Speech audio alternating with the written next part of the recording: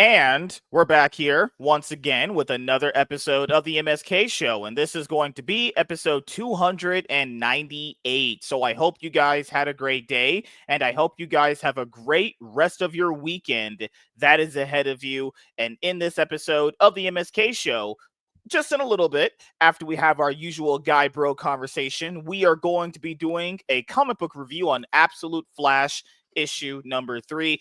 Gotta tell you guys, one of my favorite comic book series so far. I love reading these whenever we get a chance to review them. It's very fun, very energetic. It gets love better books like too. these. It actually I think it's number 4. Number 4, there's a few really cool. So like I was telling you before, I've caught up today on most of the Absolute stuff. So the reason why is because I saw in the regular Superman comic, not like action comic, but regular Superman, they started doing the dark side stuff. Like he's fighting like Darkseid's Legion, the ones that we saw that captured Booster Gold. I remember that. So there's like a rift, whatever. And I was like, oh, that's cool. So they must be starting to, cross a little bit. Well, then I started reading other stuff, and in Absolute Superman, they mentioned the Joker and how he's been behind the scenes and like doing it. So they're like starting to do stuff. And then I was reading Absolute Flash, catching up. I think it's to issue 6, but on one of the issues, it might be issue 4. Wally's like he's gotten away and he's looking for somewhere to stay. And it's hilarious because it's like Ralph and Sue Dibney have a fucking young kids hostel. So I was like, that's hilarious. So that's just Crisis in Time. Just that whole thing. And on the wall, spray painted on the walls of some of the buildings was the Alpha and Omega symbol. So the Omega men are there. So that's cool. Like, so they're starting to put in the books like all the stuff that they've been alluding to. And I thought that was pretty awesome. And the fact that Superman, the mainline Superman book, is doing it, especially with like, Dan Mora art, which is just always, top notch. It's always good. So I thought that was really fucking cool. And this book just get better. Like they introduced Linda and a couple of other things, and they do it really cool. Like it's not like, here she is, like here's this random thing that happened. No, it's actually like makes sense. That's the common comic book thing is that. Oh, I know. Is that meme of like that black guy in that one show, like Dexter, surprise, motherfucker. It's literally what every comic book does. It is, though. You're right. It is. It's like you're like they were. I'm backing up. Hey, it happens to be you, the other character. That's it's my uncle that I never seen in my entire life, who's randomly just met me right now in this convenient moment. So I went today. Today was the opening day of college football, like the major opening day. They still had like all last week, but the major games. I went to the Pitt game today and they played Duquesne. They destroyed Duquesne. It was like 61-9. So I was happy about that. But since I was in Pittsburgh, I went to the comic store there and I got to buy this awesome Azrael. I did see that. So cool. I was happy with that because like the McFarlane, toy contract with DC's up. So like they went with Kenner. Like, has Kenner done anything since the 80s? I don't even like, what do they do anymore? I like, or are they like a subsidiary of something? Like, I'm being honest, I just don't know.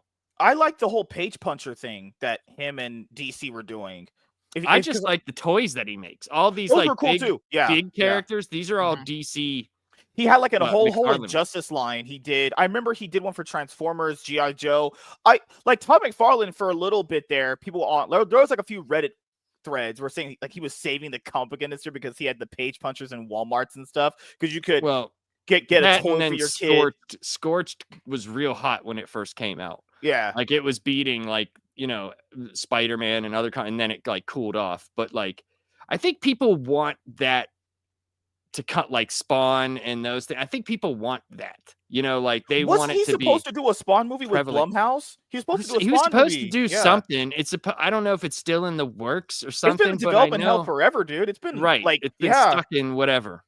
So I mean, I know I've heard about that because he had talked about that on that Sci-Fi Wire or whatever that's called.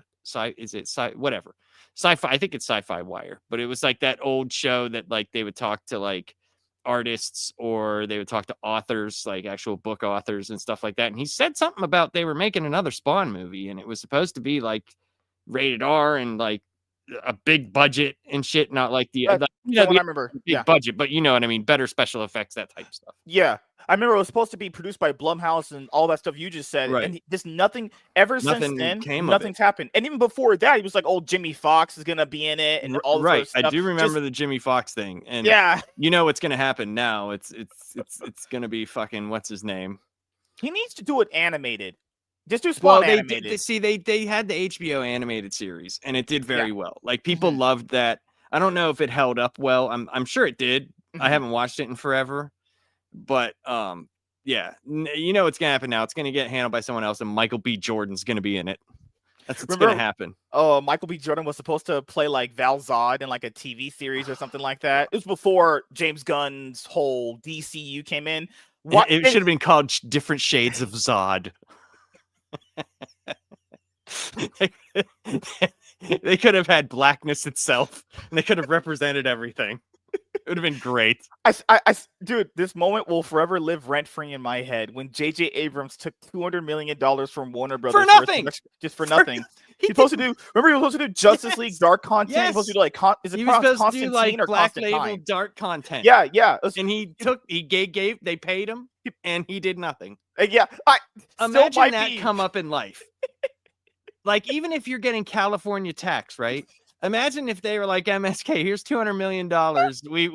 He like got more money than most of America earns in their entire lifetime to do nothing. Right, yeah. He literally earned more money probably than God himself, and then literally did nothing with it. Like, it's one of those things where he said, I'm going to do Justice League dark content. I'm going to do Constant Time or Constantine. Supposed to be a Constantine series, supposed to be a Justice League Dark movie. Zatanna was supposed to have a movie under his thing. Which if done well, Zatanna could be cool because of her connections. Yeah. Well, just because of her like connections with other characters. She has a big connection with Batman and Deadman. Deadman done right is cool, you know. And Plastic Man, it's like he's goofy, but there's literally like a couple of characters that Batman is very afraid of, and Plastic Man is one of them, just because he's so OP. You know what I mean? It's like you can do pretty much anything. You know, Superman is terrified of him. I never actually did this because I only watched this show like clips on YouTube here and there. Do you remember that Batman Brave and the Bold series that was supposed to be like a throwback to the whole 70s? It's great. It's good. Is it actually really worth the watch? I've only seen like clips here and there. So like the first season, like they do it's silly, you know, campy, it's like campy, but it gets like they do some very comic book accurate shit, and it's all team ups like Brave and the Bold. So you get like there's some really good stuff in there. I never asked you this. How did you feel about Young Justice? I like Young Justice. The show was very good. Yes. It was very, very good. Yes. What about that last season? I heard people didn't like that one too much. So it wasn't that so the last season, it was just because they changed so much.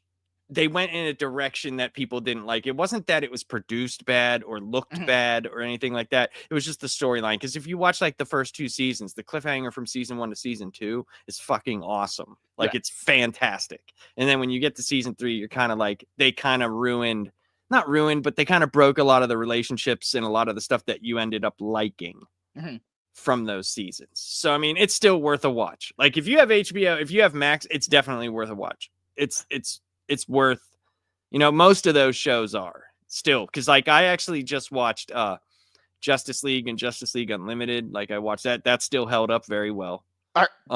It's so good to hear that, because it does. It holds up. It actually holds up really well. Have you tried rewatching Batman Beyond? Yeah, that holds up. Like except for the stupid music sometimes when you're just like, okay, whatever. Also, and they're dancing all the time. I felt like Batman Beyond had worse music than Batman animated series. It wasn't like that bad. It wasn't like it went horrible. To like it was just the time. Right. Yeah. Anything that references the future, like funny thing. Yeah. Like my mom, for like it's her birthday, so I hung out with her today after the football game. We watched the original Transformers movie. The animated one. The animated one, yeah. I bought they had like the steel book, the 4K version. It was like $8. So I was like, fuck it, by it.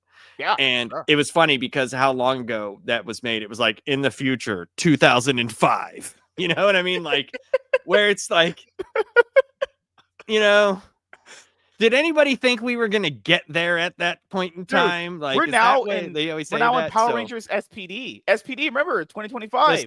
listen, I understand that though. I get that. Mhm. Like, because of the continuity that it's in, like, I totally understand where they were going for. I do. But yeah. If you have monsters, right, that can come out of nowhere, why would it be so hard to believe that 20 years in the future of continuity of Power Rangers that we wouldn't Yeah. be living with other aliens? Like Oh, that's what good I'm lord. saying. Like, yeah, Like yeah, other flying. people, like they bring it up and they argue about it, and I'm just like, listen, guys, this is a place where literal people, like monsters, throw cards into machines and other monsters come out. Like you're arguing about us living with aliens. I mean, there Like, was a come on. talking head Yeah, and there a was a talking boom head in a tube. jar. Yeah. I Yeah. liked SPD. I thought SPD was fun. Oh no, I mean, SPD is very, very good. I love it. Deca Ranger's really good. Like, I mean, it's almost it's one of those series that's like carbon copied.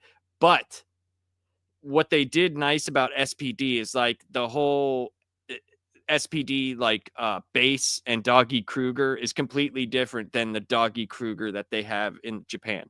Like the one in Japan is like it's like this like Carolina blue head and it's like all fuzzy. It's not like the leathery look. Like he looks like a fucking Muppet in the Japan version. Like something that shouldn't be there. You know what I mean? Where in at least the SPD version, he looks a lot better. Trust me, he does. I still can't believe, like, in SPD, the one thing we never got in the future, as they predicted, we never got the flying cars. They had flying cars. No, that's not true. If you heard like a lot of the stuff that happened in New Jersey with Right. those, with there are I saw. Have you seen the flying bike yet? Have you seen that? No, Go look. I'll yeah, send you a video. Look it up. okay. It's actually really cool. This company, they produced an actual flying bike, and it uses that old if you remember from like the first Super Bowl, they had like the jetpack man come out and he's flying all over the place, you know. But it's like some sort of technology based on that, and they actually show a guy flying over the top of trees. Now it's not like super fast or anything, but it is pretty freaking cool that they're working on that type of stuff. The creepiest thing I saw AI robots pregnant with realistic dude, what faces. is that about?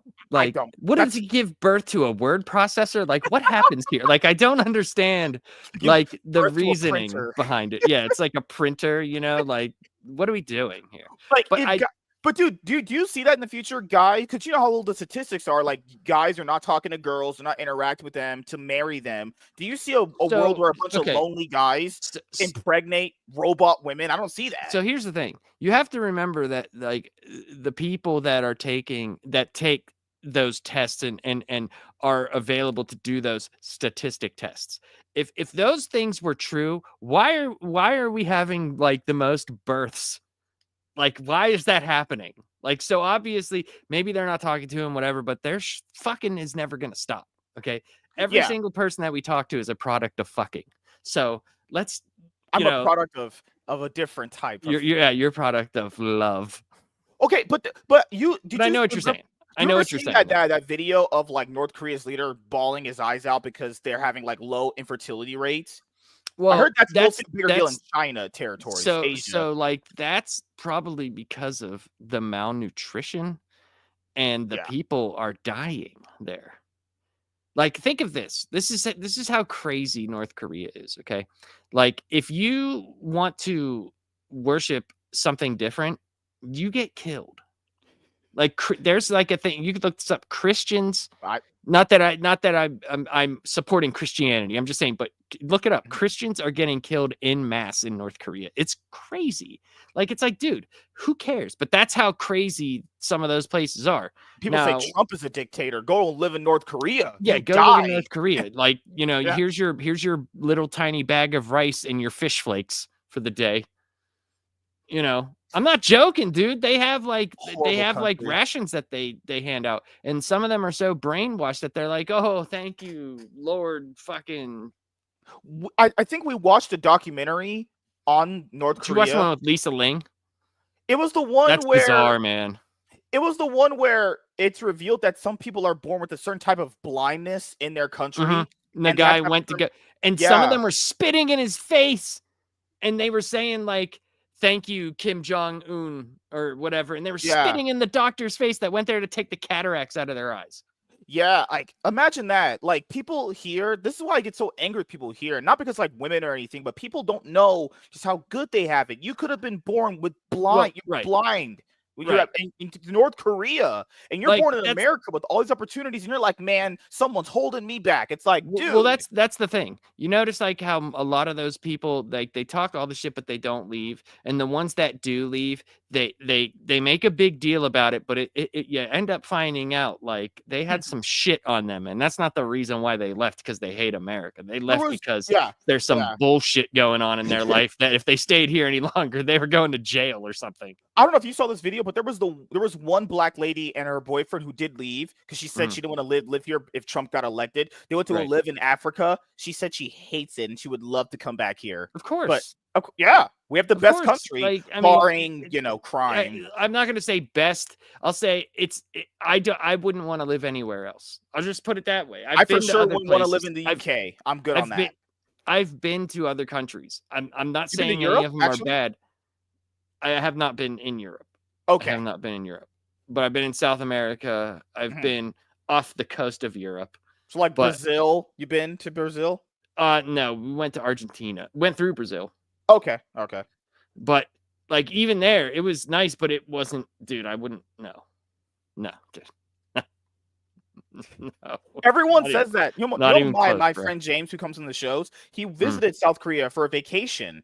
He said he'd never go back ever again. Like South Korea's made a lot of advancement, but it's still like, yeah, it's Mhm. probably one of the safer, even though it's near North Korea, probably one of the safer places for because we help them tremendously. We do, yeah. But still, like, yeah, not a place that I personally would live. It's just because the food, like, I'm not a seafood person, like, so like a lot of the food, Ooh, I would be mhm. eating like chicken, beef all day, like, and like sometimes you got to have other things. But I do want to bring up something. Yeah. I was listening to your panel with you, Gray, and Warren, and your big argument about Star Wars: The Force Awakens. And I have a question for you because I was listening to all the stuff and you were talking about Rey being awful. My question is this, because I agree with them. I think it's more the writing than it is it being female, like, and Mhm, not. So my question would be: mhm. so if you take Rey out and you make it a guy, does it make the movie better?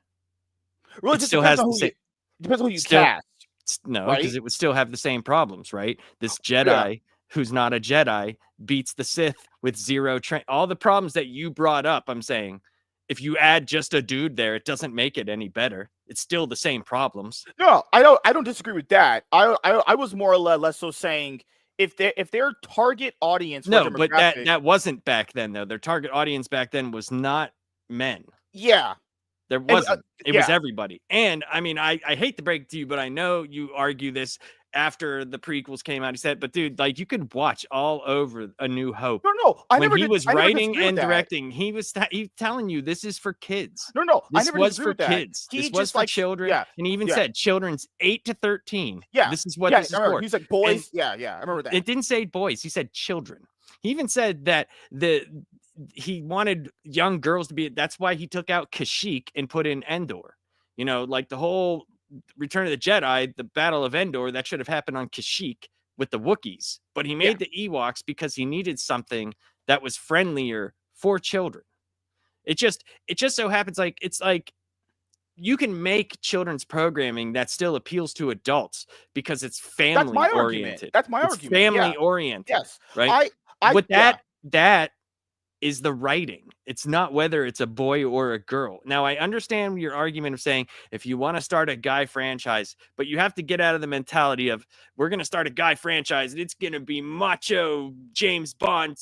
We're all getting his dick sucked while drinking fucking drinks and fucking. That's not always just, I'm just saying that's not Yeah. always the case. But I do agree that if they're going to want to get a male audience, hiring a woman to do it was probably not the right thing. No, because I know you work for like a government, so to speak, right? So I know you Well, guys have I'm a spreadsheets. government contractor. So I know you guys have Yeah. spreadsheets and analytics and all that stuff. You Yes. look up, right? So Yes. if and you talked about this on the whole. I think we had this. You were going back and forth with what's his name?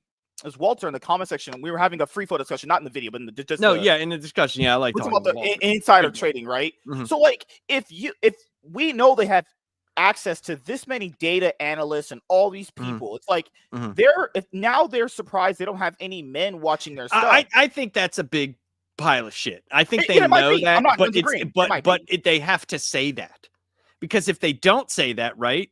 If they don't say that, then they run the risk of people saying, so you were targeting a specific audience and you were lying. Because if you remember, they said, yes, we want more women in it. We want this to be half women. We want more women in the MCU than not. But they still said it was targeted towards everyone. So if they come out and say, like, we were wrong, imagine that, dude. Like, imagine the shitstorm that would happen from that. Yeah, right. They right. would never live it down. Yeah. So I think it's more like you have a very valid point, right?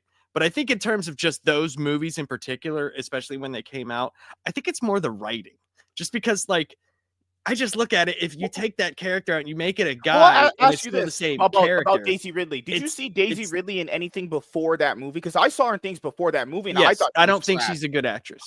Same here. I watched her in. I don't think. I also saw her after that in that swimming movie, like where she was like the first person, like the girl to swim, and they wanted her not to do the race or something. And there's a movie with Tom Holland, right? I can't remember. It was on Disney Plus.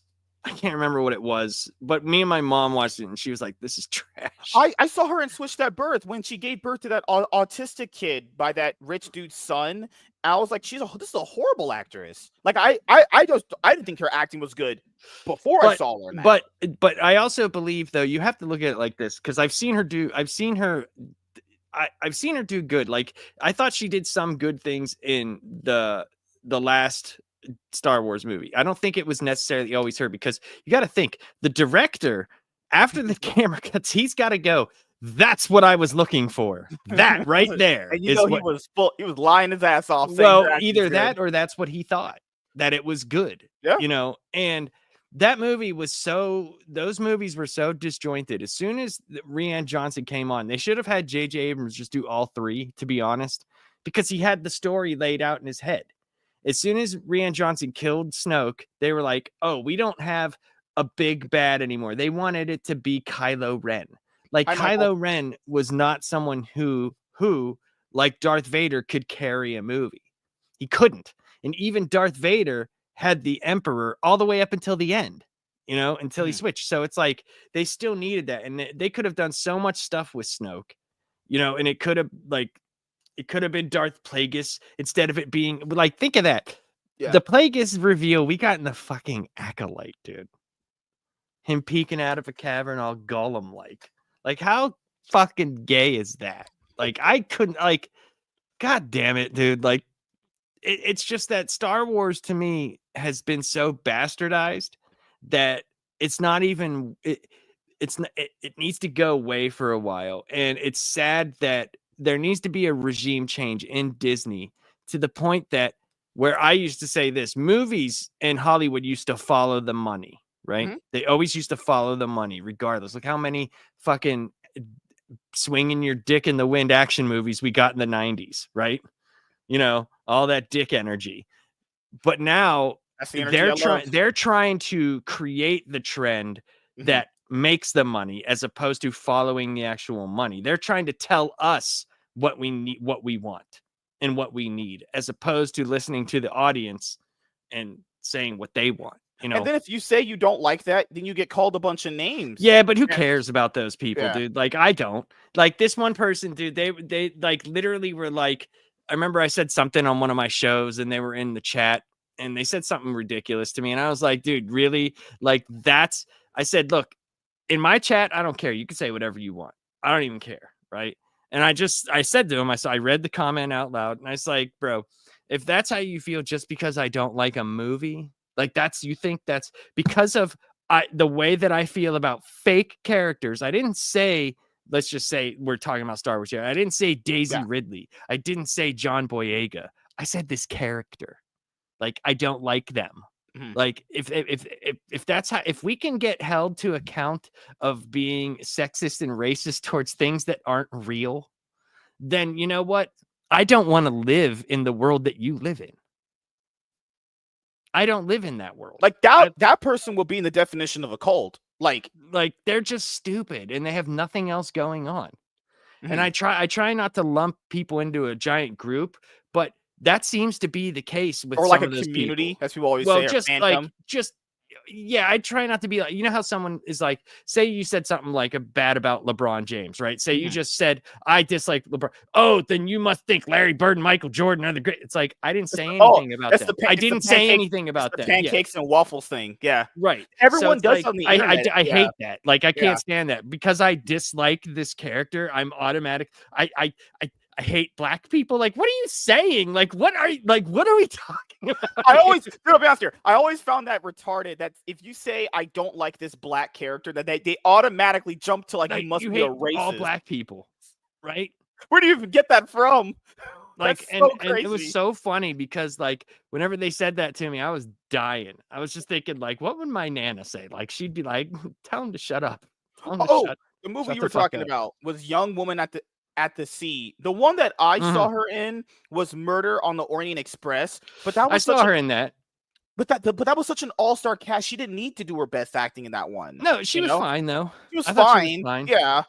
But that if you the best Murder on the Orient Express is if you want to see a good version, go on Amazon Prime and it's you can get it for like $2.99. Go to the Agatha Christie Poirot, Mhm. Poirot. That version of Murder on the that's the best version. Like Mhm. in my opinion. I think that's fucking phenomenal. Because Poirot is like if you like murder mysteries, I mean that's one of the best, who done it Mhm. around. Like that's one of the better ones, in my opinion. In my opinion. Oh, before we go, I don't think I ever asked you this ever. Did Mm. you like Gal Gadot's acting as her as Wonder Woman in any of the DC movies? I liked her as Wonder Woman, Okay, that pretty much says it. So that must mean you but hate her Jews. acting, like a lot of her acting, it seemed like how like in the Lord of the Rings movies when the elves talk Yeah. and it was all like that's kind of how she like did all of her lines. There was like this blurring, whimsical, like she couldn't say anything normally. I when Zack Snyder casted her, I was like, you casted the girl that was in Fast and Furious for 2 movies? That's pretty because I I saw her thought in she Fast was and good Furious. though as Wonder Woman. Like, I think she looks like her, but the acting doesn't kind of But give it the you oomph. also got to have someone who has the athletic ability that she does. Yeah. It's a two-edged sword because you Mhm. either get this great actor that you're going to have massive stunt doubles and like all this Yeah. other stuff, or you got to find someone with both, Yeah. and I don't know if there was that person that fit that. I just don't know. I Yeah. don't know. There might have been someone better, but that's who we got. I think it went downhill for the second movie. Like that was Yeah. just so bad compared to I thought the first movie was great. I loved the first Wonder Woman. I do. It That's why falls people apart at say, the end. like, It falls apart at the end. It yeah. does. But from her in Batman versus Superman, like say what you want about that movie. I think the director's cut is a lot better. I Mhm. think it makes it make way more sense. Now, granted, it being longer, does that help? Not really, My but it wife does. says that But longer it is does better. make a lot more sense. It does. Well, yeah. In your case, maybe. Did Patty Jenkins write 84 with Jeff Johns? She said she wrote 84 with Jeff Johns. That's what she Dude, here's the says, thing. but I don't know how much John's signed off on any of that stuff, dude. because You got that to could remember, yeah. anything after 2016, Jeff John's writing credit on, you can just take that with a grain of salt because I mean, sorry, 2018. When they let him go as the head of DC Comics, Yeah. he was pissed. You got to remember, like he was right. Rebirth had sold, it came back, and like DC was back again, like that, and they were pissed about Doomsday Clock. And if they would have just let him finish that continuity, they Oh, had yeah. already before that stuff was even finally done. They were already started on a brand new continuity and Doomsday Yeah, Clock is still coming out. So like he was pissed. And that's why I said I really think the Three Jokers story is not the one that we were originally gonna get. I think it was a big fuck you to them. So if you guys weren't watching back then, I think Jeff Johns realized that as much as good as work that he's did in the comic book industry, I think he realized at the end of the day, there's only so much money you can make doing comic books because he made that transition to be a film producer, a Right. TV producer, because he went TV and produced guy. Stargirl. Remember, because Right. his sister died and everything. He was going to be Kevin Feige, like with Zack Snyder. Did you see that video him and Kevin Feige did together that one time? He was Yes. supposed to be the Kevin Feige for DC, and then he got moved out for Yeah. movies that he had. I wouldn't even say he produced those. Like I think No. his name's on the credit, but like, would you I really don't know call how like, much he had to do with them. yeah, would you really call like BVS a Jeff Because Johns production? no, It's like, because I it wouldn't doesn't say that. match anything that he writes. Nor even Justice League. He Go didn't do- look at yeah. his Superman run, right? And go look at how he uses Batman in like Justice League or whenever he's in Superman. Nothing matched. I mean, I'm sorry, Yeah. nothing did. If he did, then it was just yes man stuff. It wasn't like full Yeah, input. it was the creative. He was the chief creative officer from 2010 to 20. Yeah, that's when everyone in the industry was trying to make their way to like the big screen because they wanted to make more money. Mark Right. Miller It got was his like deal with Netflix. after 2008, after Yeah. Iron Man, it was like Yeah, a big Robert Kirkman, Walking Dead. Right. He made a fucking buttload of money doing that. Holy shit!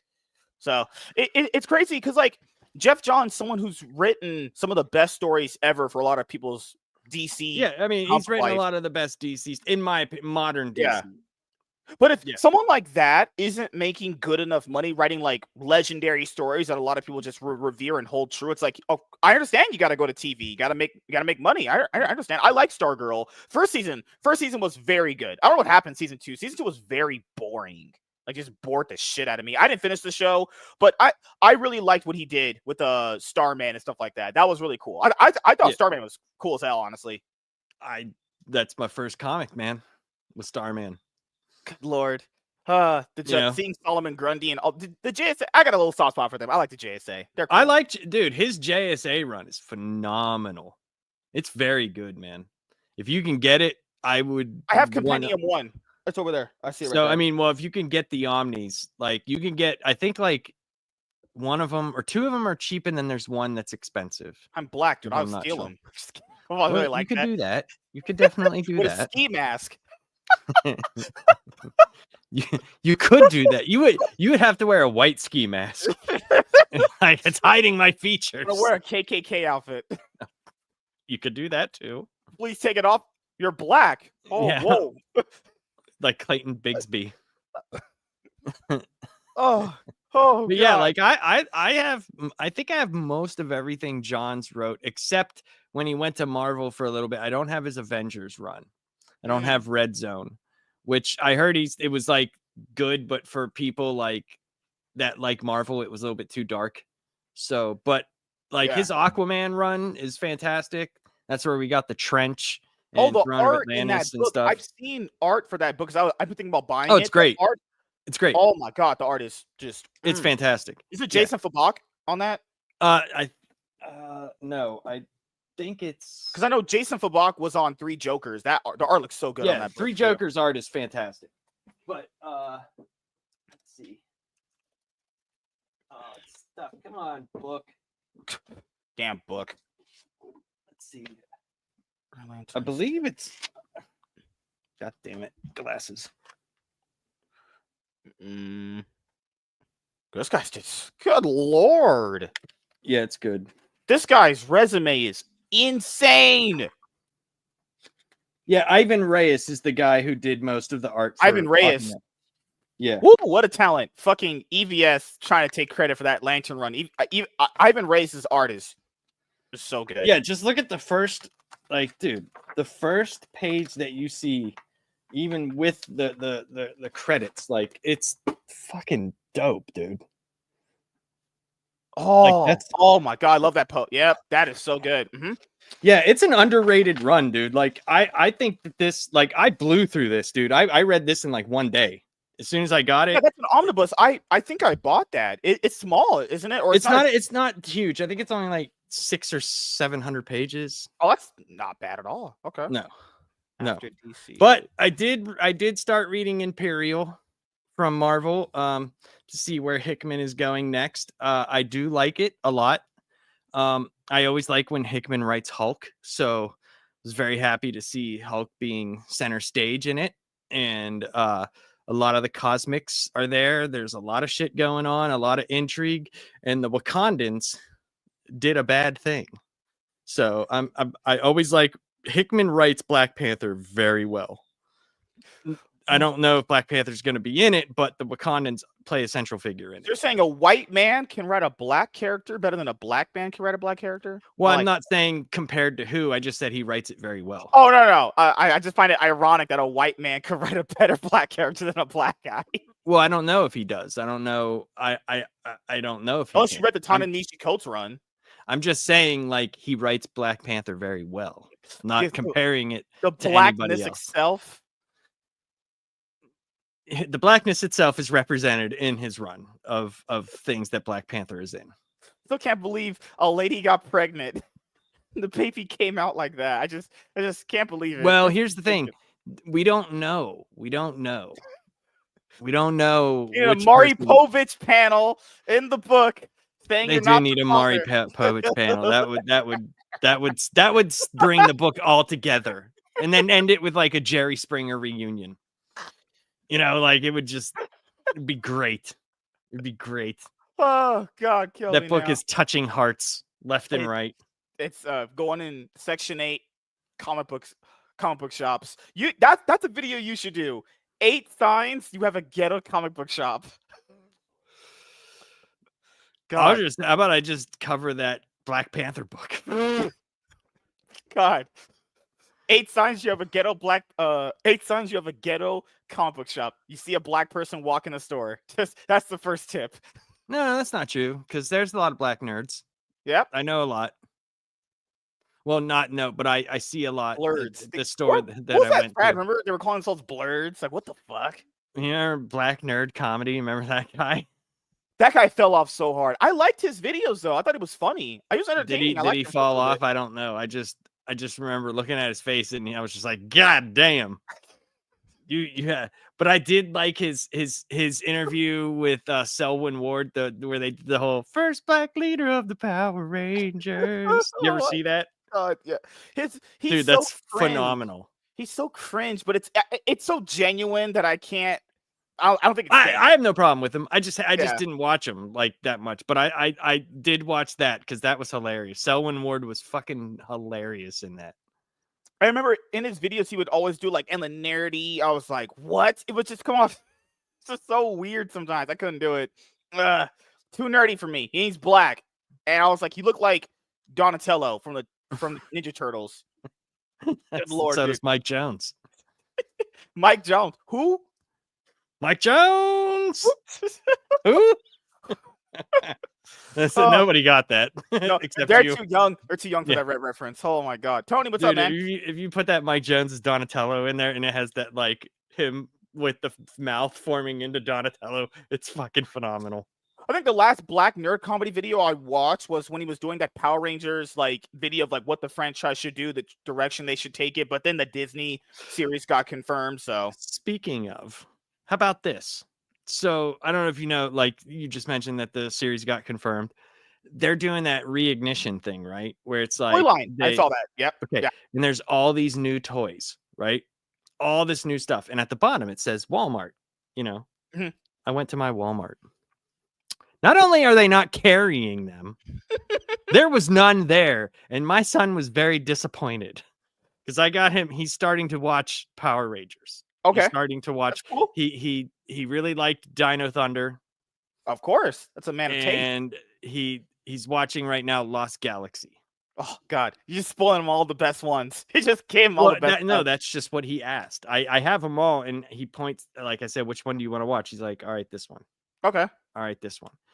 And I did say you got to watch the originals, and he was like, okay, we'll watch that next.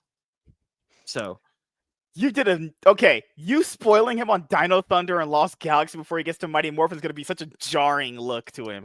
Mighty Morphin still has good stuff in it. Yes, yeah. But it does have a lot of bad in it. Bad can be made up by Bulk and Skull being retarded. Would you put Mighty Morphin in your top 10, or at least like season 1? I would at least put season 1 in my top 10. I think it's pretty solid.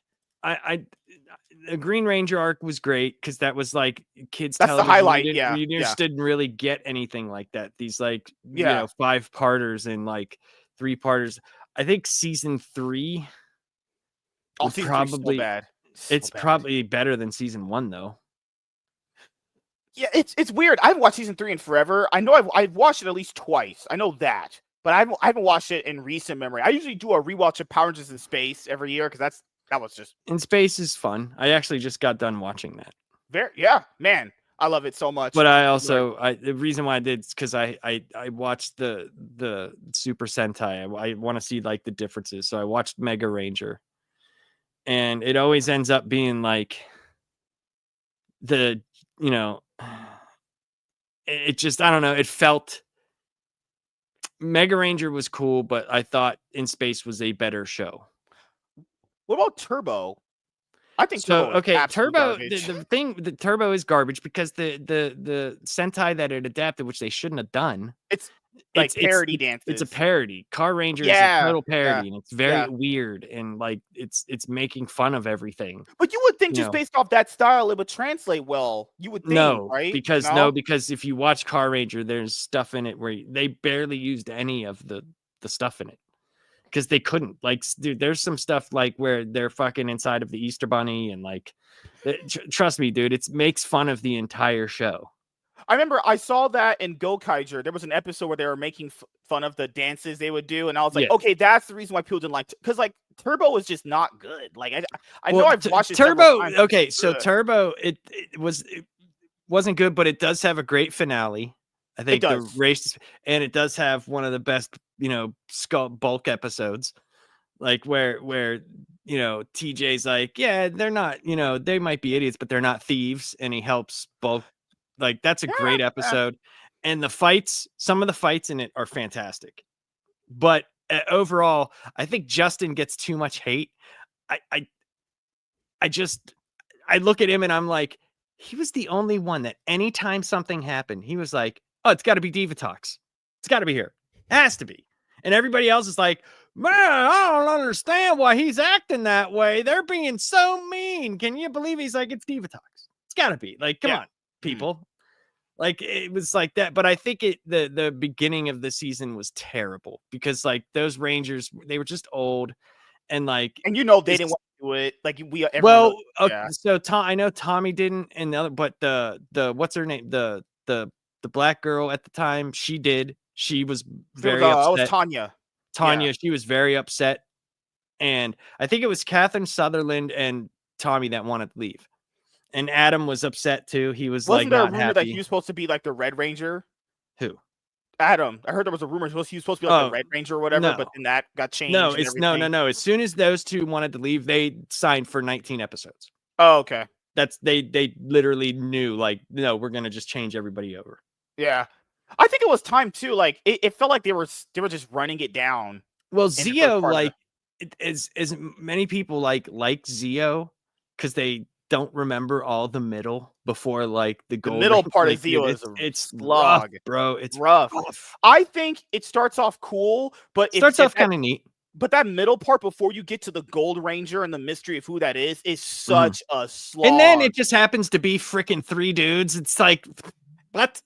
And then they just What? bring Jason back. You found out because the Yeah, rating. and then They it's want the like, ratings oh, to get like, better. and then it's so dumb because like, it's like the story makes sense that the guy, in O Ranger, where that was taken from, like his powers were so strong, like he couldn't withstand them. So like him losing his powers as soon as he got them, because like it's just like, come on, dude, like whatever. But it was That's still why I cool. hate. No, that's why I hate when stories can't write OP characters. Kind of like where like Zane, remember in Space they had to take him out. Not take him out, but like he had to lose his powers because he's too strong and he had to get them back. And it's like, Mhm. why not just make him either make an even playing field or Or you just make it don't or just don't put him in until the stuff yeah. in the Sentai has him in there. And there was a reason why that Ranger was like that. Because it was a video game. They were inside a video game in Mega Ranger. Good And lord. it had nothing to do with space. Yeah, So, I just find it you know, like either Six Rangers are the most OP things ever, which is cool. It makes for which they're some discussion. supposed to be. That's the Yeah, whole thing. yeah, They're supposed to come in at a time that the Rangers are having trouble defeating whatever. They come in yeah. and they're, back together and they go up from there. Like, but yeah, like I think Lightspeed Rescue is probably one of the most. It's more solid because the Sixth Ranger was created in America, so Yeah. they could actually just do what they wanted with it. Hey, you heard me. In my opinion, has one of the best episodes when Carter had the whole like epiphany about saving one to save the Oh, many. That yeah, episode was mhm, so good. Or like yeah, the episode where Connor got hugged by that little girl because he saved mhm. her, and he was told me the fact that I should probably leave being a Power Ranger because it was interfering with my life. Those are some of the best episodes right there. And Like, plus Carter Grayson. I mean, I'm sorry, like he has the most balls for any Ranger. He just runs into every fight, guns blazing, every to be time. fair, he is a firefighter. That is his job to do that. But still, Yeah. it doesn't matter. He ran to a 50,000-foot thing and tried to jump and punch it in the face. That was like the first thing he did. I don't care, dude. Like, I like Carter Grayson. I think Lightspeed Rescue gets not enough love. When I watched it, I liked it a lot. It's got Yeah. good villains. That's what I'm watching right Yeah. now. Yeah. I never watched Go-Go 5, which is the That's the Sentai Sentai it's for it. based on. Yeah. Yeah, Okay. and that one's it's actually not bad. It's actually taken seriously, which was weird. And how they all met up, it seemed like a procedural at first. Like there was a fire, and like you see how all the things, how it entered. Yeah. Anyway, Oh yeah. Before we get to the review, I will say I don't get why High Speed gets so much hate. Which one's high speed. what's High Speed? Is that my internet? No, just good lord. Which The one's jokes that? I'm right- sorry, Tony. I don't know. I'm sorry, Tony. I don't know either. Or you mean Lightspeed? Maybe that's what he meant. Lightspeed. Oh, maybe he had a typo. I mean the Diabolico Queen Bansheera. Dude, I think like the only one is Vampira. She's terrible. She's terrible. I think Her that's the acting reason why people don't. Vampire is terrible. awful. She's awful. The Rangers. Come down. You're just like, shut up. They're like, that's why I don't like Asian people. Like, she gives me all the Asian racism. Stop it. Stop it. But no, like, Diabolico's story is fantastic, man. Like when he the loses the villains star overthrowing power each and then he other. comes back, and then the stuff between Olympus him. being born, he wants to overthrow his mom and everything. That's a cool storyline right there. And I think like people didn't understand why the trains, and it makes sense for why it was in Go-Go 5, and it does make sense because of how they had the aqua base and it had to come out, like, so it was fine. Plus, dude, the fucking the mega trains or whatever it's called is the most giant megazord that there ever was. That Zord. That the thing train was Zord. You talking about the train that they have? I love that Zord. Yeah. That Zord is awesome. Who doesn't like that Zord? What the hell? Like there's a lot of people that like don't like the trains. People have no taste, I swear anymore. No, I mean, I could get where they're coming from, but I thought it was, I liked it. And I could see like it has two Rangers in it that don't really have any character in it. Like the Yellow Ranger and Blue Ranger, they really don't do anything, but I still think they complement the team well. And to be fair, you could actually argue that for a lot of Power Ranger shows, even your favorite ones, there's at least two characters in there that basically are just well, that's why In them, Space was so well, like because everybody had something, had a part, right? Yeah. Right, but if you remove some of these characters that you're saying, at least like two of them that don't really have an arc, if you remove them and you didn't know that they were there, would it really change your opinion of the show? It's like probably not, right? You know, and you know, it's still a fun show to watch. Like to me, it's still a fun show to watch. I'm enjoying watching it with my son. I'm glad he's finally like, oh yeah, I'll watch this, and he likes it. So I can't, I've always been a sucker for like I said, whenever the show first came on, I already knew about it because I had a tape that had 2 episodes of Zeo Ranger on it. And for me, superheroes versus rubber suited monsters, and mechs, I was like, I don't care, dude. This is fun.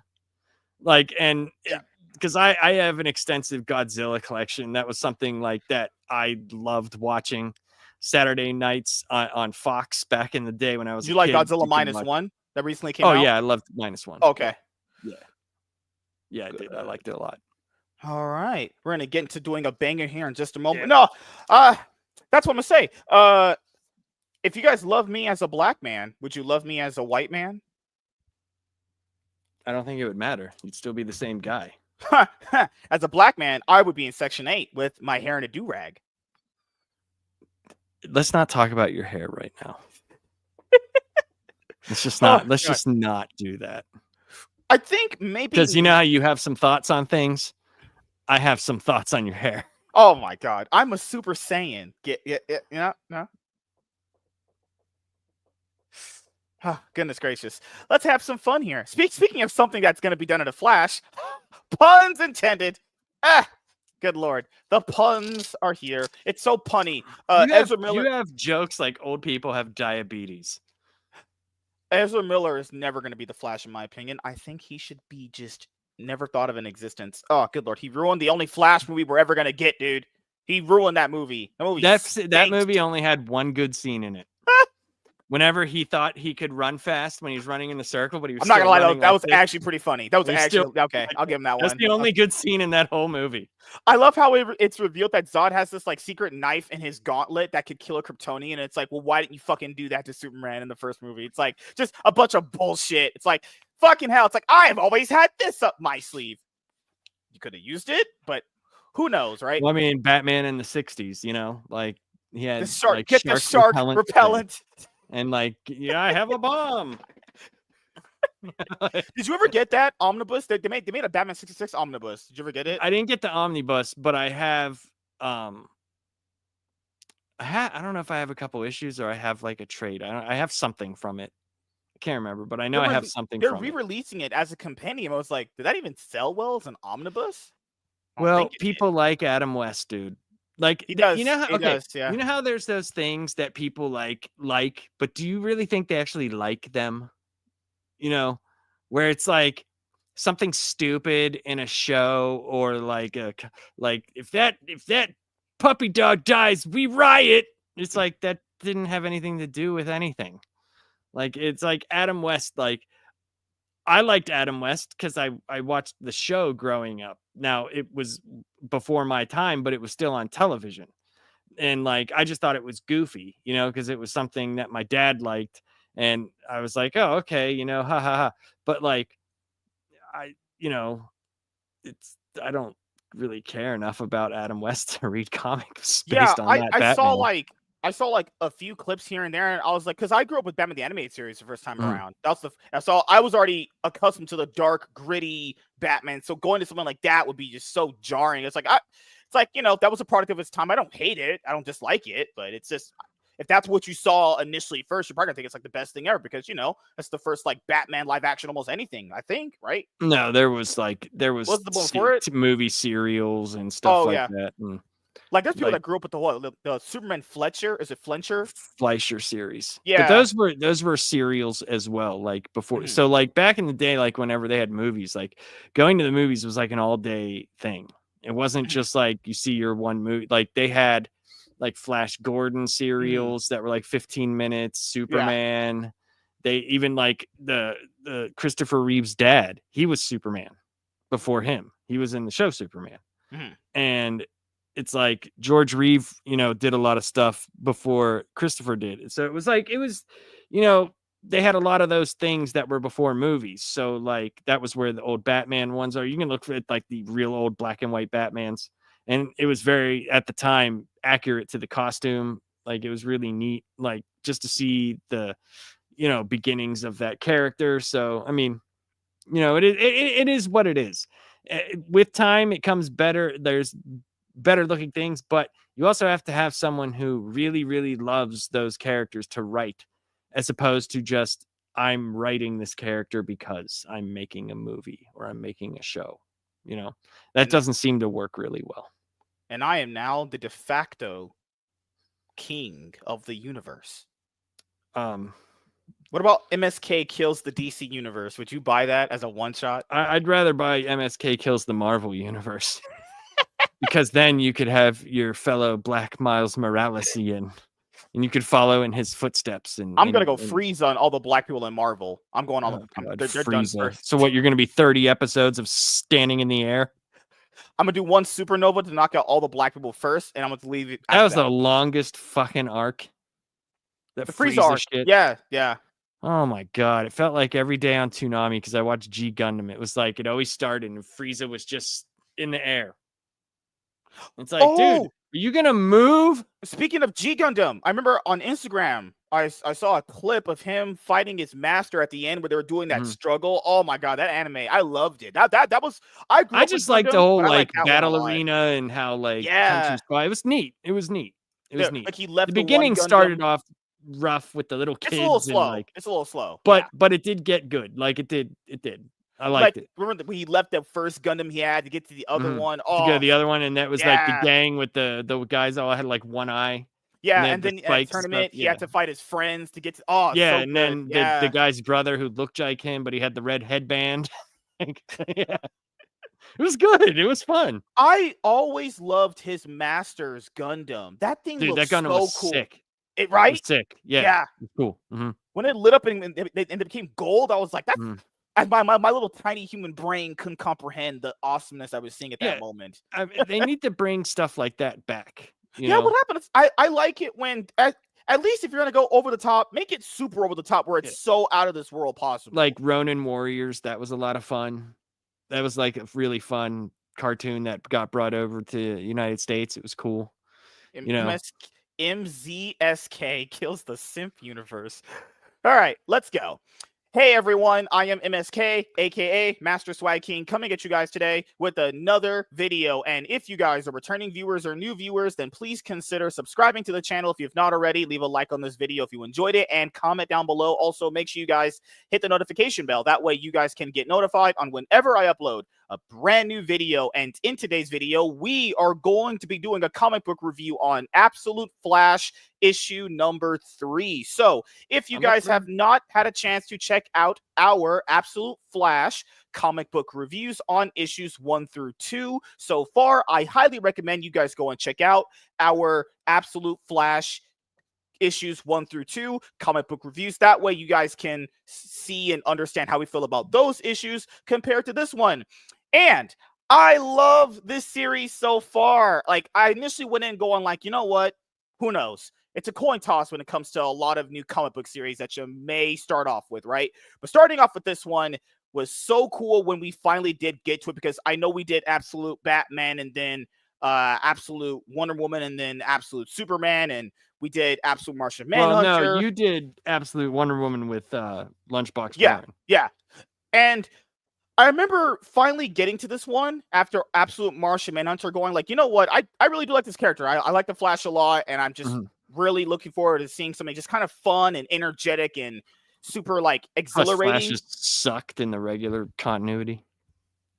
God, I read some of the spoilers for that, and I was like, yep, thank God I didn't pay for that trash, because it was just bad. What I Dude, read, if think of that's that. That true, is like awful. that's one of the few comics that I am not buying. Think how bad it has to It be was that I crazy. that They I'm not want to buying it. they want to put Mark Waid on the book, and as talented as Mark Waid is in his own That would right, be I great, don't. honestly. Can he save that book? Is it It's possible? not that he could save it. He could start over and a lot of people would come back to it because he has a celebrated run with the book and he knows the character. Yeah. Mhm. So like, you know, it's one of the few, not few, but it's one of the things that Mark Waid did real well. So like I don't know. I would have to I think he would do it's better than what it's doing now. Honestly, I typically don't recommend this for DC because they're not usually always doing this like Marvel. Relaunch it with a new number one. Give it a clean, new, fresh look. It look that book's Or sales just have go back completely to the cratered. regular numbers. They could just Go go, yeah. yeah. It had it at 800, and they were like, you know what, number one, Dawn of DC, and it completely was dead on arrival. It's like, just admit you were wrong. It's okay. It's fine. Just go back to it. But nevertheless, this book has been very, very fun. This was the cover. I think it was cover A, actually. Now, Mhm. initially going into this book, I thought that they were gonna unleash Grodd. He was gonna tap into his mind. Obviously, that's Grodd's superpower, and he was gonna like battle with Grodd in his mind. But that didn't happen. And what I No. got was actually something even more fun, honestly. It, Yeah. it looks like it's basically two characters that had the same kind of accident happen to them. And Well, they've had the same like bad things happen in their life. yeah, They met on a basis of depression and Like, fuck, you have shitty shit happen to you too. Good lord. Mm-hmm. So, starting off with this book, there's also something else I want to mention too. What's been really fun about it is like usually with all the absolute books, they put like the story arc that you're on and on the first page usually. This one, outside of like issue 1, has been keeping it toward like the very end when the issue's Mhm. over. It's been like, find out next time on Absolute Flash of Two Worlds. I thought that's been cool as hell. I really like that. I think that's been awesome. So starting off the book, good old ad, right? You gotta love them damn ads. Justice League versus Godzilla versus Kong 2, a war of titans, a battle for justice, a monkey versus a giant lizard versus a man who wears a bat costume. Who will win? Great art, but man, Superman's face in that looks like he's on the cover of like GQ magazine. Looks like she discovered what a smartphone selfie is. That's what it looks like. So, starting off the book, we have this moment. I'm pretty sure you could explain this moment better than me. It looks like he's having this flash forward with something that he thinks is happening, or else I'm wrong. Wait, what did you say? I'm sorry. What did you say? On this page, he was monologuing to himself, and it was basically him kind of, it's basically what happened like when Barry died, like how he took off and like Barry is falling back as he's falling back. And he's talking about like, because it goes into the next page where you read the panels all the way across, and he's talking about this was so cool. I like this. Yeah, and he's talking about like he was out of the lab, out of Fort Fox, and he's like, I don't want to look back. I could feel they're chasing me. He was like, no, not something. And then he says, Barry dies in slow, agonizing motion, dragged behind me. And then he talks about like his flesh peeling off and all that stuff. Yeah. So it's like he's making connections in time. Yeah. So it's like kind of, yeah. It's basically like I said before, anytime that stuff is happening, he's experiencing it. Like, so you start off with him experiencing what had happened with the accident with him and Barry. Then it gets to this page, as Laps just described. This is, man, very nicely done. God, him just zipping around the whole city, and you can see the lightning patterns in the after effects of it. All looks so good. And after that, we get back to the present in just a moment here. But then he sees this zombie version of Barry. Yeah, it's kind of fucked up. I liked it. Yeah, I liked it because it reminded me of Crisis on Infinite Earths. The Barry, being all like, oh shit, he's turned to bones. He's Barry Bones. So after the incident that you saw, the first part of the book where he's reliving the whole moment where he got the powers and Barry dying, he sees Barry right here in front of him. Then he gets to this barn where he's opening up because now he's on the run. Get it, Flash? Yeah. He's on the run. He can run fast. Haha. Good jokes, DC. You're funny. Yep. So then and he's trying to stop everything. He feels like everything that's happening with the speed, and he doesn't really know what's happening, and he's experiencing all this stuff, and he's got to like stop. And that's where like the black panel is really cool at the end, because he's like, he says the word stop and he's like trying to fall asleep when he does. And after that, we go back to the present where Captain Cold and the Rogues group calls his dad, and basically Barry's dad's like, I need my son back. So that's the one thing that I and they wrote it well, because like his dad's obviously like freaking out and he just wants his son back. But like, he's not willing to like understand what's really going on here. Like, and he thinks Barry did something to Wally, and he didn't. And it's his own fault for going back there while Barry was doing whatever the fuck he was doing.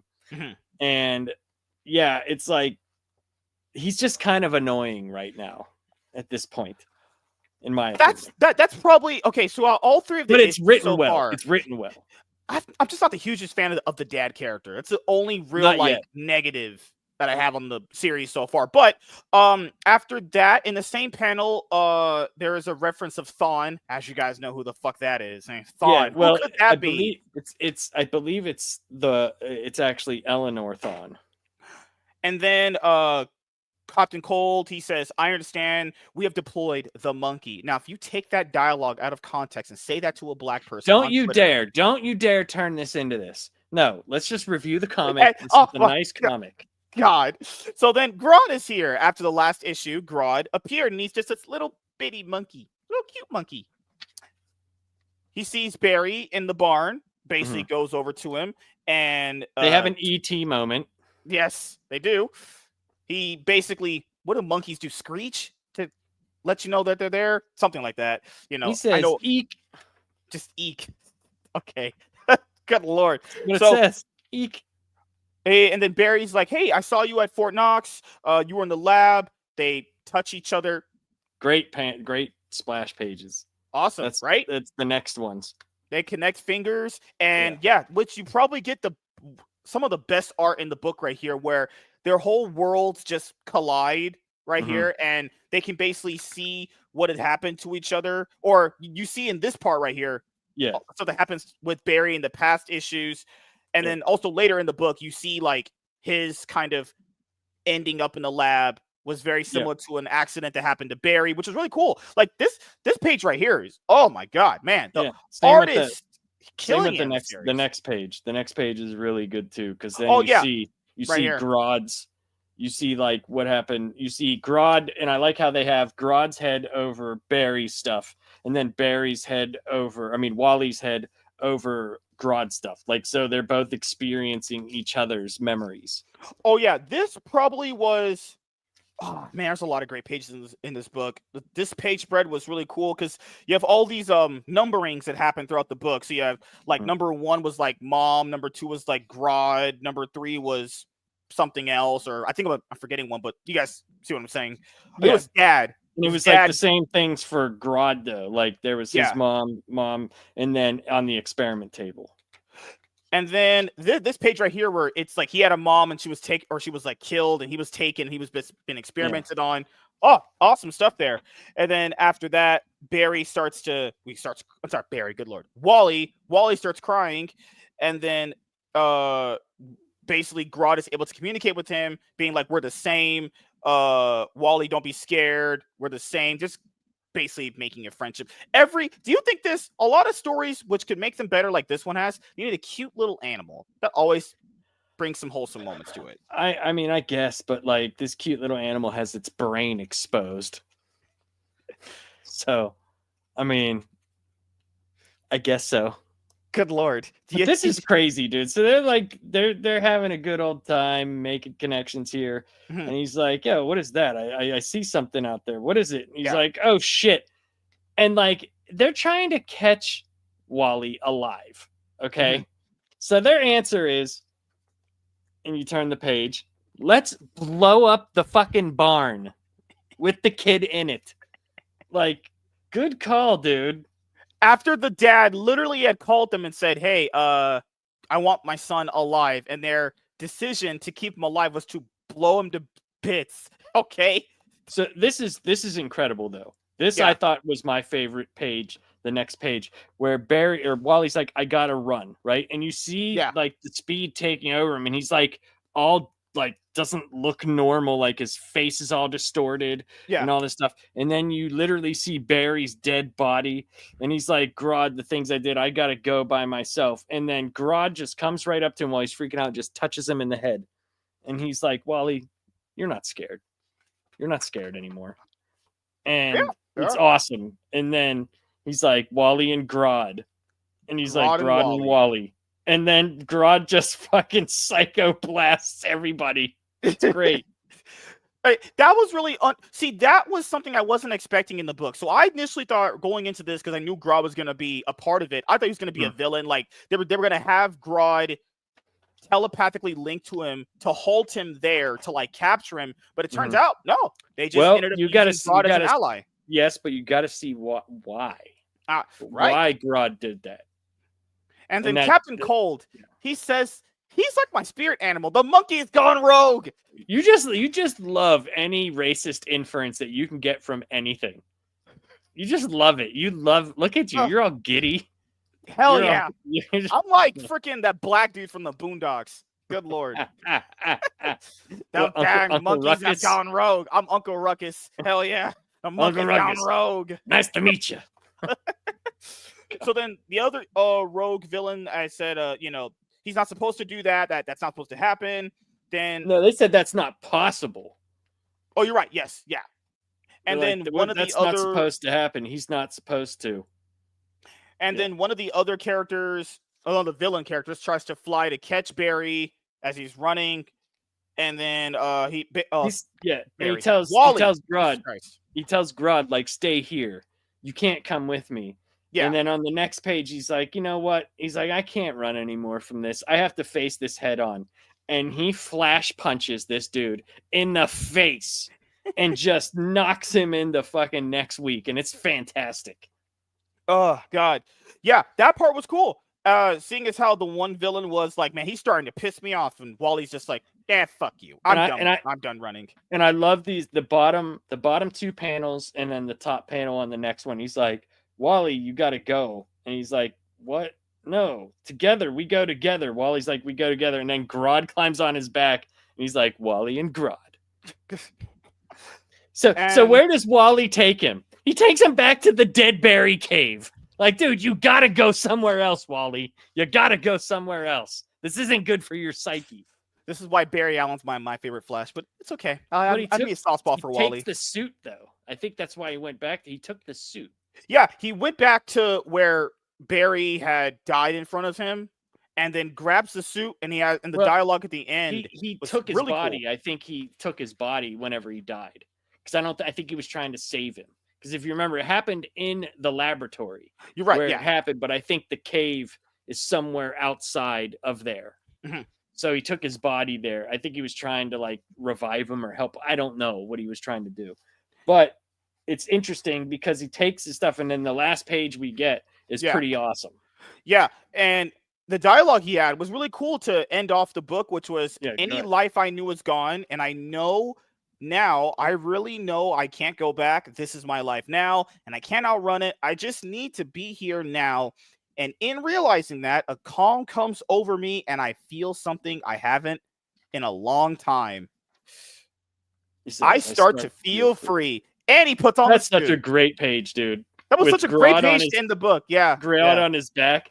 And like I said, Jeff Lemire writes good stuff, man. He writes very good stuff. Like, and it just sucks that right on the other side of that is a Supergirl. Like, it should have been like a double page spread, you know, because this was the end of the Flash of Two Worlds arc.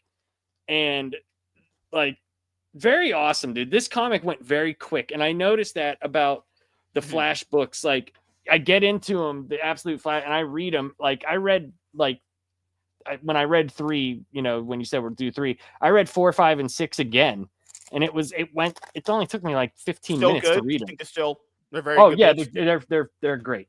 Oh, I could imagine the series just gets even better and better. And I liked how this book didn't do the whole like ad break every single 5 minutes. That was awesome. You get the Supergirl #1 ad, but this book didn't have that, because typically with some of these DC books now, you get these 2-page previews, and it's like you could have just gave me more story, but whatever. This one had Mr. Terrific Year 1 #1 preview. This page, these pages specifically look really good, but this is kind of like capturing the next pages look terrible. I was like, wait a minute, this was so jarring. Like, this looks fucking phenomenal. Is it like two artists or something? Because I didn't buy. I bought the first Terrific, and it had both arts. So this looks like they just copied and pasted the DC All In special from this right here, like the Dan Morris stuff. Yeah. Because on the next pages, I'm not trying to be mean here, but this looks like, if I had paid for this with my heart, this looks like crap. I want you guys to see what crap this looks like. Not Absolute Flash. This is Mr. Terrific Year 1 #1.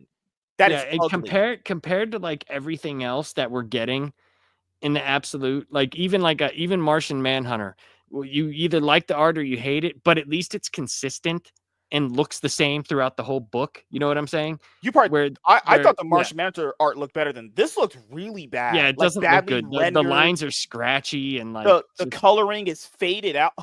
No, I'm not trying to be mean. I'm not an artist, guys. No, but... I know what you're saying. I know you're not trying. Trust me, I know. It's God. the same way we felt about Absolute Batman #4. It's just, like, no. Just But know. like, we pay so much money for this. I do not expect art to look like this. That is unacceptable, in my opinion. It just looks bad. Like, Yeah. I'm good.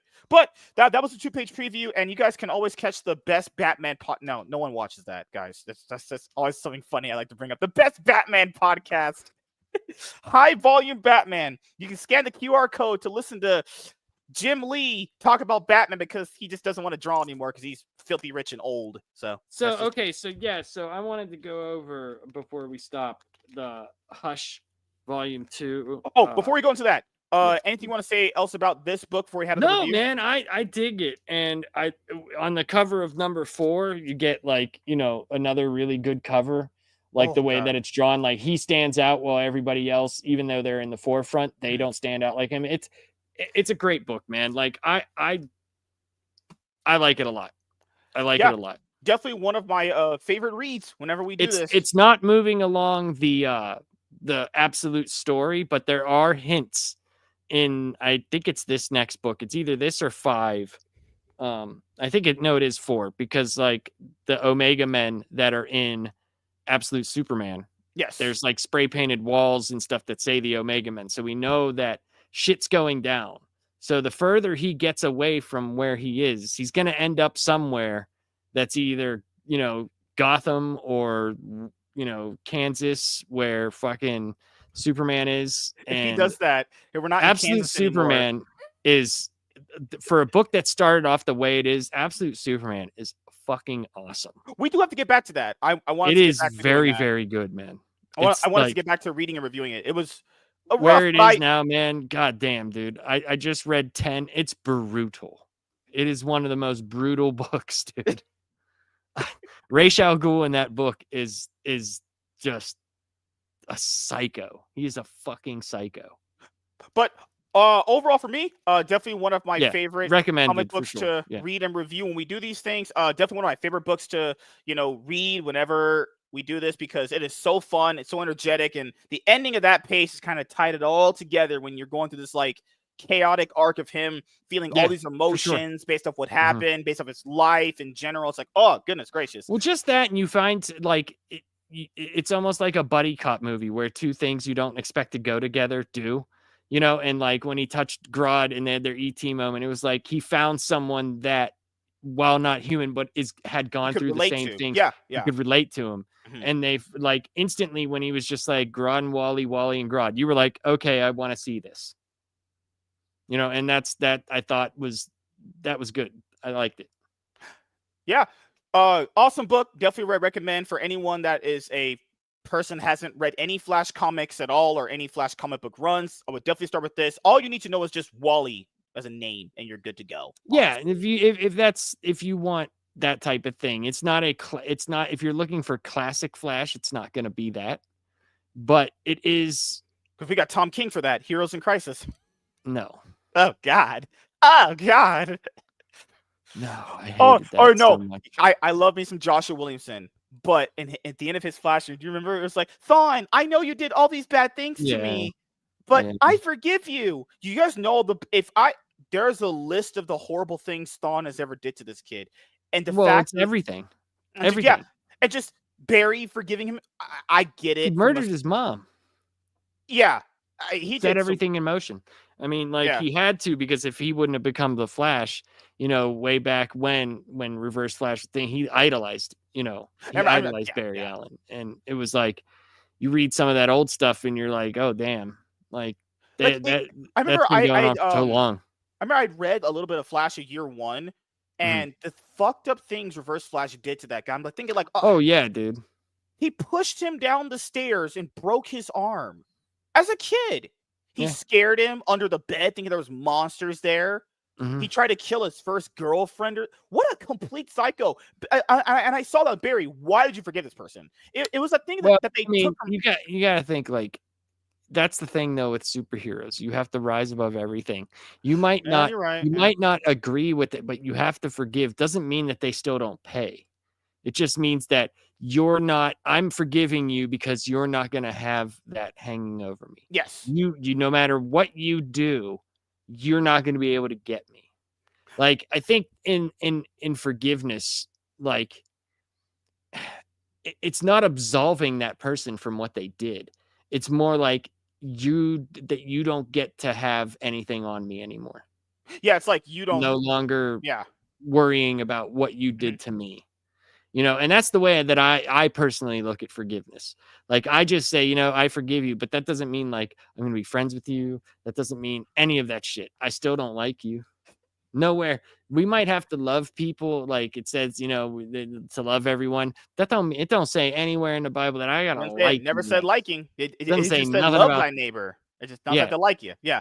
So, awesome book. Can't wait to read and review issue 4 for Absolute Flash. So thank you guys for No, checking out good this stuff. video. If you guys are returning viewers or new viewers, then please consider subscribing to the channel if you've not already. Leave a like on this video if you enjoyed it and comment down below. Also, make sure you guys hit the notification bell. That way you guys can get notified on whenever I upload a brand new video. I am MSK, aka Master Swag King, and we're going to be signing out, guys. See you guys later. Goodbye. Peace.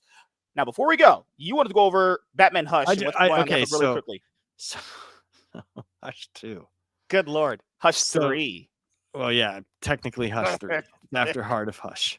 Gosh. So like Hush comes back and like has this big plot, and it uses the Joker, and the Joker gets all fucked up by Hush, right? Mhm. And Batman saves the Joker. He saves him. He could die. Joker could, if he would have done nothing, right? He would have died. But no, can't have that. God forbid. We don't want the craziest mass murderer of all time to die. We need him to live, damn it. So Batman saves him, and in doing so angers Jason Todd, who was working with Hush to get Joker.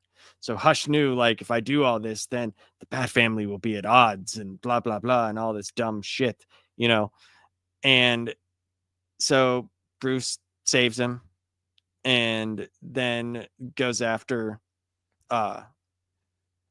what's his name? Hush. And then there's this big guy that's like in there, and he's got like electric powers. He's working for Hush, and it's not what I thought it would be. It's Would you really not. It's not good so far. Okay, so like how many issues, because it was 158 to 163, so that's like what, 5-6 It's issues not, yeah, for an but arc? 163 is not out yet. It's only up to like 161. Because it's weird, because Batman #1, Matt Fraction's run, is supposed to start this week coming up. Yeah, it's still So as Hush 3's wrapping up, as it's not even gonna be wrapping up. It's only on like the 4th issue. Fuck. That's what I'm saying. That's how you know like, they knew this was just a sales gimmick. They didn't even that's what I'm saying. care. Like, you're gonna have Batman #1 as Batman 162 is also coming out. Yeah, because that's not gonna confuse anyone, right? That's not gonna be stupid. Here, so literally, that's how DC even treats their fucking editor or their chief creative, whatever, Jim Lee. He doesn't really do anything, but that's how they treat Jim Lee at this point. Hey, Jim Lee, I know you're somewhat maybe excited to do Hush 3. Yeah, but we got this shiny new #1 coming out with Matt Fraction. Yeah, that's it so far. That's it. So there's 158. Yes. 159, and see, that's where the Red Hood standing over the Joker and Batman. Then 160, one of the worst covers ever. Oh god, that is trash. 161. The covers got way worse after the first 2. Yeah, dude, like this one's a great cover. Oh yeah, that one's amazing. That's a great cover. But yeah, it's not that good, dude. Like the fact that there's, I have a ton of variant covers for the what do you call it, for Hush 2, whatever you want to call it. And the fact that this is one of those covers, like, that just tells you, like, what Batman is dunking a basketball. Like, why is that a thing? Why would that? That's just so weird. I mean, that's supposed to be this is a really good variant cover. I thought, like, this was really cool. That's a cool cover of him and Hush fighting. But most of them, dude, like, are not that good. Like this is okay, but like nothing special. Like, I've been disappointed by this whole thing, to be honest. the fact that it's not come out on time, and the fact that, like, you know, just I just don't understand it. If this was such a big deal and they wanted to do this, then it needed to be done. It needed to be done and come out right on time. Like, because this is dumb. This is everything that Jim Lee has ever done. You know what I mean? Like, and it's just a big giant pot of Jim Lee being That's Jim what Lee. me and Savage Dad and We've you said, went, we've all said it. All three of us. Like, we've said this. Jim Lee has what I call J.J. Abrams syndrome. Like, dude, he's the second show we ever did, we talked about Hush 2, and both of us, we didn't even really know each other, and we were both like, that ain't gonna happen. This is not gonna come out on time. I know you said you have some friends in life. Did you ever have that one friend that one day they wanted to be like a chef, and then the next day they wanted to be like a fucking trash truck I always driver? say, like, I have this one friend, he's like, oh, there's a ball, it's shiny. Oh, there's a shoe. Oh, there's a this. Oh, that's Jim Lee. Jim Lee does that. Like, he'll be in love with something for like a couple months, and then he wants a new girlfriend. Then when that girl, he gets bored of that girlfriend, he wants another girlfriend. That's why even with Wildcats, he sold that company before all of his employees knew about it. This guy just, I'm not saying he's a bad guy, but he has this attention span where he just gets bored really quickly with stuff. Well, that's why I think, like, when he was with Marvel, that's probably where he did most of his most consistent work. When he first started with DC, I thought it was really good. Mm-hmm. And it's sad that, like, some of his best work was with that All-Star Batman, with the Frank Miller one, because that's just bullshit, you know. And he just, like you said, that's what it seems like. It seems like you start something and then it's like, I don't want to finish this. Jim Lee's like, okay, I had my fix of black girls. Now I want to try Mexican women. It's like, Jim, god damn, you get bored that quick. And keep in mind, at his age, I could understand it. Like, what else is there to do? He's already filthy rich. He runs DC. Well, that's the thing. That's what he wanted to do. Yeah. It is definitely like he wanted to be an artist for long term. Well, I feel it's like you immigrate to this country and you want to make it, you know. Does he want to be that guy that's huddled over his drawing? You know what I mean? Is that what really? I don't know if he wants to still be doing interior work, because I think the last good piece of art that he did. Do you remember that X-Men Batman omnibus that came out? It had the Jim Lee cover on it. Yes, that was pretty darn good. Yeah, it was. Yeah, that was. Yeah. Wasn't it the wasn't it the there was a Jorge Jimenez one. The Marvel first DC. There was the first, and then there was the amalgamation book. I thought, didn't he do a cover? He did a wraparound cover Batman for the first one. Yeah, he did one for the first omnibus. Yeah, for the okay. Wasn't that for like the DC versus Marvel ones though? Yes, and it was just that cover. He did this one. I don't know if he did one for the amalgamation book. I don't know that. Okay, but I know maybe Jorge Jimenez did the main one. That one looked very good. I'm not saying Jim Lee's did a bad job on this one. No. But I know what you're saying. Right. Yeah. It feels like he just doesn't want to do interiors anymore. I get it. Interior work is very... Yeah, I mean, I totally understand. But, like, if you're going to do it, then do it. Like yeah, commit. Yeah. And they told us he was done with 7 issues in. Or at least do what, like, you know, Jeff Johns and Jason Fadbach do. Like, hey, guys, whenever Rook Exodus is here, you're going to get your, you know, 6 issues or whatever. But when it's not here, we'll let you know when the next arc is done. We'll let you know. So when it does come out, you will get your 6 books. Yes. You know, like, at least just do that. But you remember the press release for this? It was like, oh, well, we know, DC even said, we know we know Jim Lee takes his time, you know, blah, blah, blah. Yeah, time. He does this. They admitted, DC was like, we know he takes his time, but it was 9 months before the first book came out. Yeah, because Chip Zdarsky, when his Batman was going all in, that Chip Zdarsky's book was only on like issue 156 or 7. It was even before that. It was on like 140. It was on like 140 something. Yeah.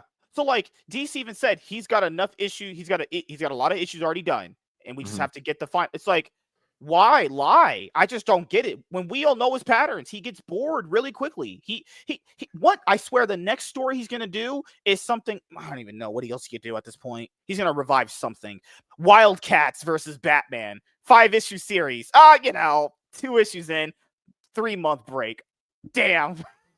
Just bored. Oh, do you remember? It was 2023 when he was doing his he went to like a con or whatever, and he announced that he was going to be doing like covers for people for like $10,000. That's ridiculous. Remember that? People like, should you pay $10,000 for a cover? To be completely fair, if Think you of put this, dude. Jim Lee Think on of your this. cover, Batman 162 is not yes, coming out till October 15th. And it's already been like a month and a half, 2 months since 161 came out. They're doing crack! Yeah. Here, hold on. Batman 161. yeah, because once the last book that came out was 161. That came out last. That came out in July. Oh, July Lord. 23rd. Oh God. So August, September, October. Right, So yep. 3 months basically.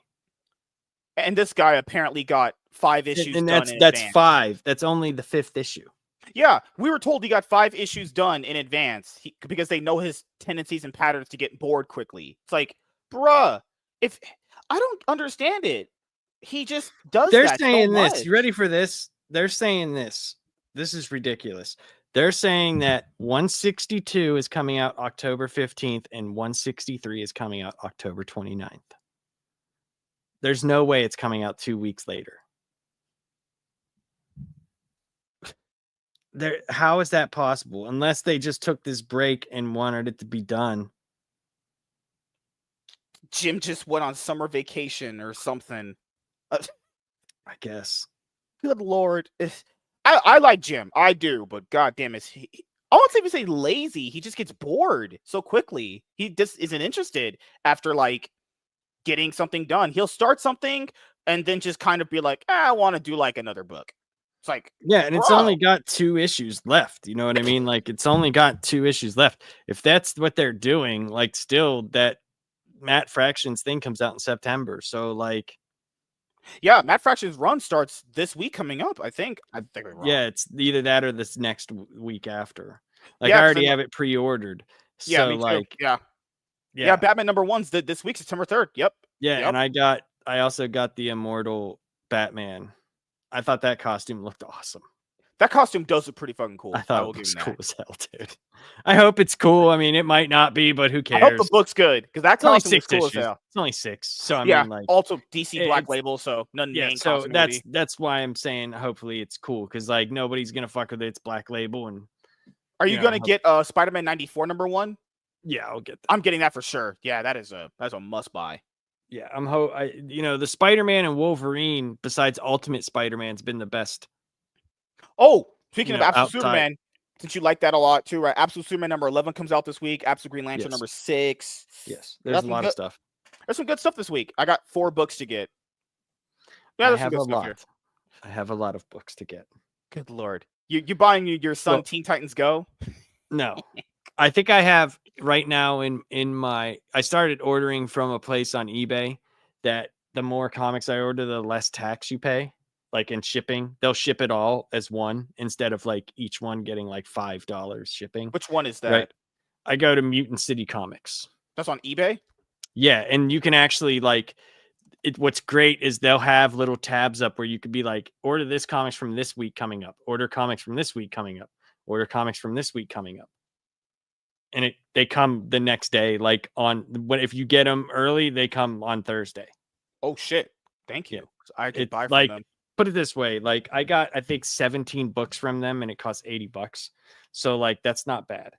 With Yeah, 'cause shipping and stuff, you know. Yeah, because on my comic shop, whenever I do it, Yeah, I most don't of the do books them. are cheap. It's just the taxes that do it. That's most what I of the mean. time. Like you don't get a lot. They ship it all in one big thing, so it's like one shipping price. Yeah. Oh goodness gracious. So, there's many like, books here. like you would think like, so if you have, most shipping is like $5 a book, right? Which is more than the book itself. It's ridiculous. And my shipping right now, I could tell you is, let me tell you. So I got 17 books in here. 17 books, and the shipping is $11. Let me see. It come in 2 packs. You have So- $11 for shipping. Okay, that's pretty good. Yeah. That's pretty solid. Yeah. Let me see what mine is. Let me bypass the address. Let me make sure I bypass that. Come on, check out. Come on. Oh my God, do I have Roadrunner internet or something? Good Lord. So shipping costs $12.15. And then my total would come out to like 90 some bucks. Because it's like the sales tax is like $5 and all that What? shit. Do you get it from eBay? Or No, this is my comic shop right here. see, my comic shop I don't know how you got $12 because my comic shop, I ordered from them. I got 13 books and my fucking tax from it was like fucking ridiculous shipping. Yeah, I just chose the Lone Star I mean, I like they've always treated me very good, but if I can ever find someone that does it just as good but cheaper, I'm always open to doing that too, you know. Blue Scorpio, my buddy. I sold 263 comics. How did you only make $7? I sell stuff on eBay all the time and I make a lot of money. What happened? After That shipping sucks, an man. eBay cut, that fucking sucks. Yeah, that's terrible. Do you think Whatnot would be? Have you ever sold books on Whatnot? I heard that one's good too, but I'm sorry for that, man. That sucks, brother. That really does suck. Imagine packing all that bubble mailer and all that stuff. Good Lord. Yeah, that blows, bro. I'm sorry. And my wife, she doesn't do that either. She's just. I do have the USPS like free shipping. I bought that service because I do sell a lot of Jordans, so like that does happen for me. Oh, your Jordans! You did get some new cool looking Jordans. Those look awesome. I did. I'm dumb. I spent a lot of money today on shoes. I don't know why I did. This is what I'm thinking of doing. I might just buy my pull list and then just order the 2 books I'm getting this week because I'm only really getting Batman #1 and the Spider-Man book. I think I might just do that. That's probably way better. Shipping was over $100. eBay took their cut from the original sale price percentage. Damn, that fucking sucks. You would probably make more money just selling it to your comic book shop. I would imagine. No, they'll probably. No, you'd have made more money. 200. Yeah, you would have to. Yeah. Well, depending on also what you have and grading and all that bullshit they always do. But no, man, sorry to hear that. But you know, I can offer you. I can offer you a hug. Or you could talk to some people like me who might buy them. Oh, well, the hug works too. You know. I'm not giving you a hug. Fist bump, bro.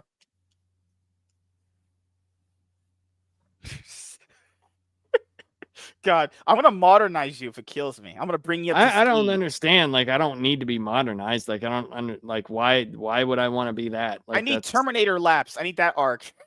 Humanity's done. I need to end it all. Look, dude. Humanity's already been over in my eyes for quite some time. Why do you think I live in the mountains? Yeah. Hey. You guys live in the same state where Coach Carter was at, so I mean, you've seen my neighborhood. It's like fucking Andy Griffith up here. You have you have a nice neighborhood. Holy shit! Everybody's nice around here, you know. I mean, it's pretty quiet. Like, you don't typically have like people fighting or nothing. No. If they do, like if a young couple moves up here, they learn very quickly. Yeah, people do not want to be and it's a lot of older people, so they're like, oh, what are those young people up to with their fighting? And you know, they get tired of the cops coming there, and the cops here, like, they are very cool. They don't bother you as long as you're not being a complete piece of shit. Yeah, you know, they don't bother you. So, yeah. I picked up this McFarlane Spider-Man shirt today. Oh, I love that cover. So I was like, that's cool. We should do that. Would be a fun thing to do for the 300 episode special. So it's gonna be a lot of comic book guys there. What are some of our favorite comic book covers? One of my favorite ones. Everyone knows not the Superman Rebirth one. The one where Wolverine's doing the finger with the claws coming up. Oh my goodness. The freaking Frank Miller. Yeah, cover. Just the class. Oh, I love it. It's so Wolverine on that cover, man. I love it. One of my favorite covers is for Amazing Spider-Man and Wolverine with the Wendigo. I never saw that one. What is that one? It's a badass one. Oh, the Jim Lee one with the X-Men classic right there. Oh yeah, dude. That poster was fantastic because that was cool because you could open that cover and then open it, and it was like a long. That was really neat. Wendigo. Yeah, Amazing Spider-Man. Spider-Man 94. Good lord. All right, so before we head cool out, cover, right? Wolverine's all like, bah! God. Well, last thing Yeah, I what are should we doing for your 300th episode? We're gonna be having Spectacular. sex together. God damn it, dude. Full gay orgy. Let's just go. I'm just not gonna be there then, huh?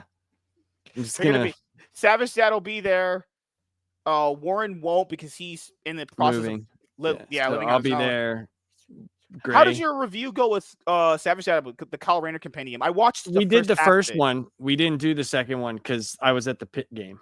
Yeah, you're right. And Yeah, we might do the second part Monday. We might do it Monday. you guys are making content together. I didn't agree to that. I know give you good money here. You do? Allegedly. I forgot. Yeah, Thank just like you. Craig. Thank you for just like when CNN. Oh my God, for that mass shooter, they were like, the motive we will never know. That's a literal video. I know, right? What? We'll just never know why this crazy Republican did what he did. The world may never know. Like, what? It's not a video that exists. What? Remember that New York shooting? He was like, yeah, the perpetrator looks to be a 6-foot tall black man. The white guy. It's just.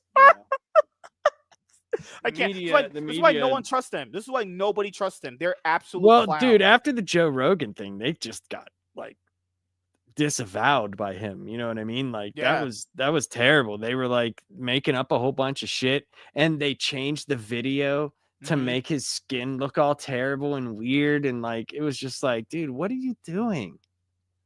Like why? Like that? Just. I don't know. I like Scott Jennings, but I don't know how Scott Jennings can sit there on CNN's panel and listen to these absolute idiots about nonsense.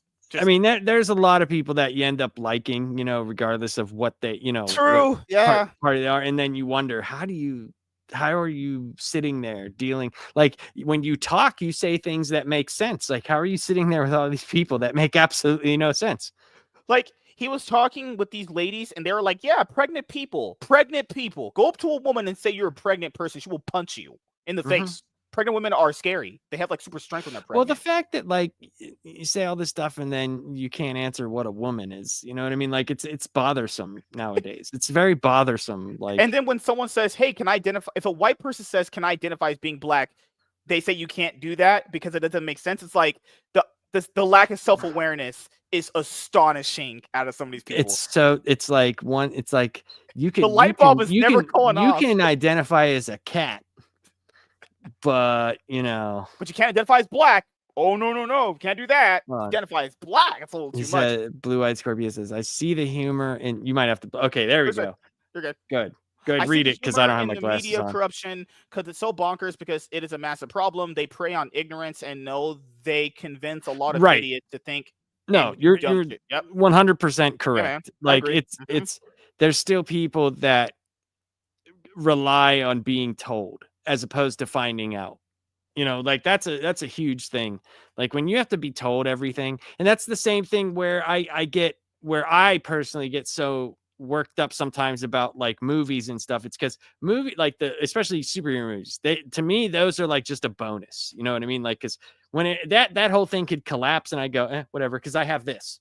You know what I mean? Like that's what I do, and I've been doing it for so long, and it's like I get worked up because it's like if you get your morality from TV and movies, then as a human, I don't know how much I can like invest into what you're saying.